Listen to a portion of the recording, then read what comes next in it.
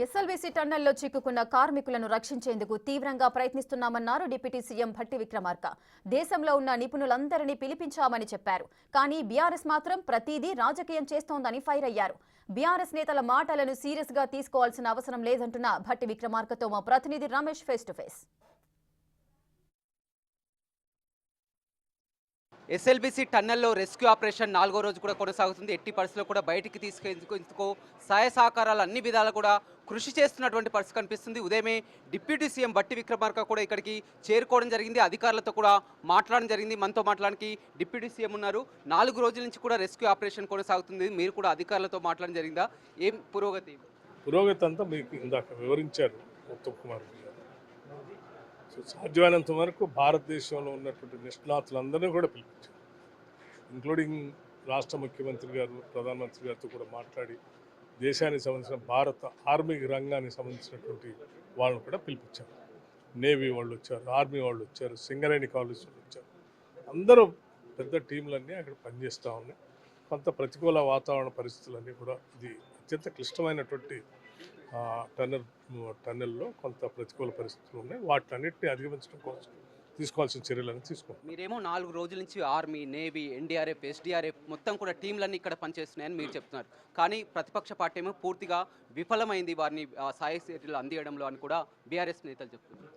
ఇక్కడ రాజకీయాలు మాట్లాడాల్సినటువంటి అంశం కాదు ఇది.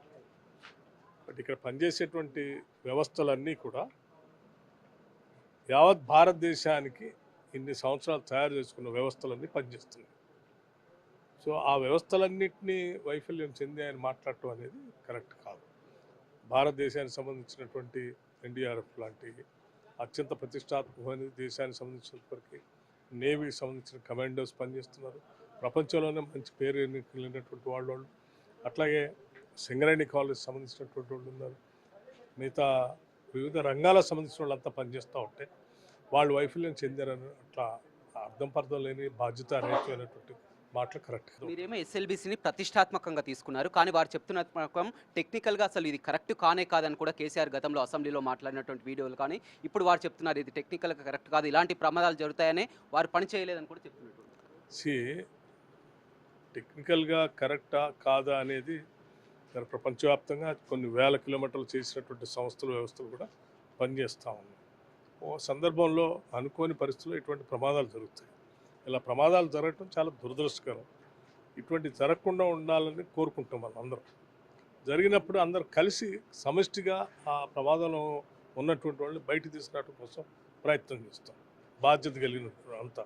కానీ దాంట్లోంచి కూడా రాజకీయ లబ్ధి పొందాలని చూసేటువంటి వాళ్ళని చాలా నారో మైండెడ్ పీపుల్ అంటారు. వాళ్ళు చేస్తున్నటువంటి రేసు 8 మంది ఇక్కడ చిక్కుకున్నారు, 4 ఉన్నారు, కానీ సీఎం ఇక్కడికి రావడానికి ఎన్నికలపై దృష్టి పెట్టారని కూడా విమర్శలు.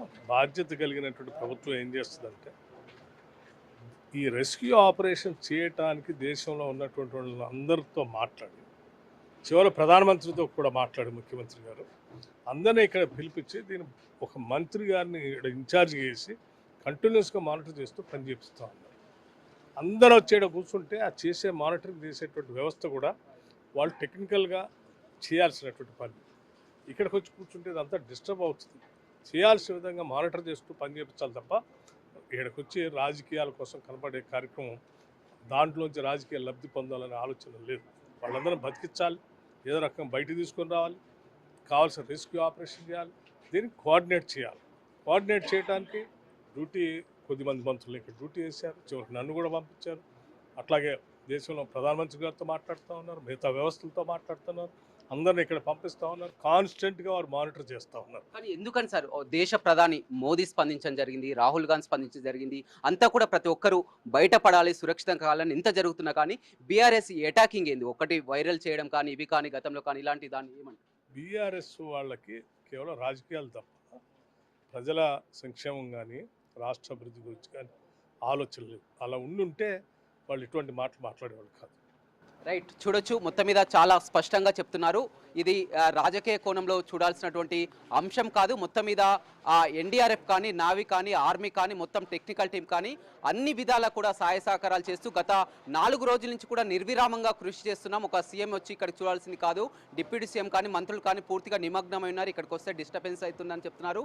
ఏదేమైనప్పటికీ కూడా కాళేశ్వరంకి అసలు ఎస్ఎల్బీసీకి పొంతనే లేదు. వారు మాట్లాడే మాటలు అర్ధరహితమని కూడా డిప్యూటీ సీఎం బట్టి విక్రమార్క చెప్తున్నారు. Over to studio.